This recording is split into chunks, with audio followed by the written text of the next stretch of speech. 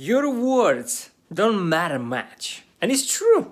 What matters is your gestures when you talk. I've been a huge fan of nonverbal communication. I have this book that I read a few times alongside a lot of articles and videos that I watched. And to be fair, the more you know about this subject, the more curious you get. At least that's with me.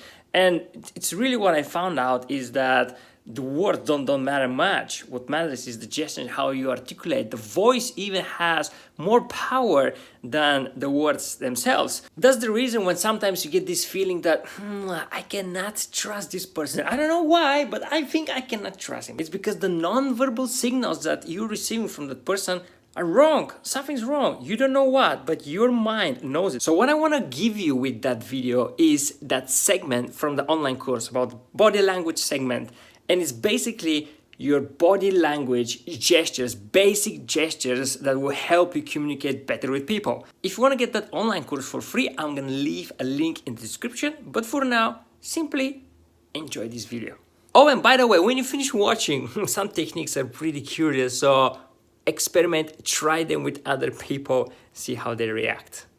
Okay, you know what to say. But remember, it is not only important what you're saying, but how you are saying it. Sure, words are important when you communicate with others, but many years ago, scientists conducted a research, and guess what percentage goes to words when it comes to communicating with others? What do you think? 25%? 37%? No, actually, it's only 7%. That's it. And if this masterpiece is 100, 7 will go somewhere here. And that only is words. Only this is words. So where are the other 93% you would ask? Well, I'm glad you asked that. If we make one line over here, and that over here is 38%. This 38% goes to voice and intonation. And that big chunk over here, which is 55%, guess what? It all goes to body language.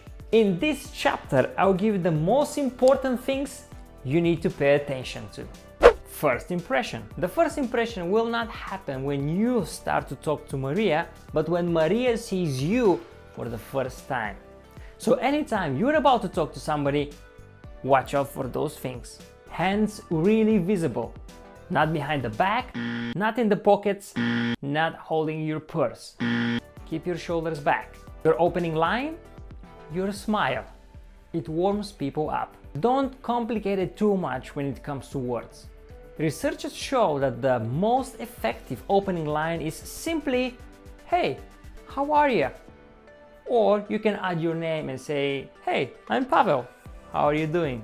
Let's get more detailed here. Shake hands. Give a nice and firm handshake. Try to avoid sweaty hands. And for a bigger impact, add your other hand. Hands. The more you integrate your hands, the more memorable you become. Here are a few techniques. Anytime you mention a number, show it with your hands. 1 to 10, that's easy. All three of us went to the concert. Use your hands to measure what you talk about. We experienced a really big growth. That was a small problem. We had a big problem. When you're talking about something emotional, gesture in your heart area. That way you're saying, listen up, this is important to me. Every time I was going back home, I was going out fishing with my dad. And I will always remember these early mornings. Use your hands for you, me, and we. For example, so tomorrow you and I are going to meet here and we're going to pick Harry after that. Be careful with pointing. This is an aggressive gesture. Eye contact. Eye contact is very important during communication. It indicates that you're actually listening and paying attention what the other person has to say. Because who wants to speak when nobody's listening to him? Don't answer this. That was a tricky question. Not while listening. Here is a conversation tip you must try. When you speak to somebody, you're smiling, you're making an eye contact, and you're listening.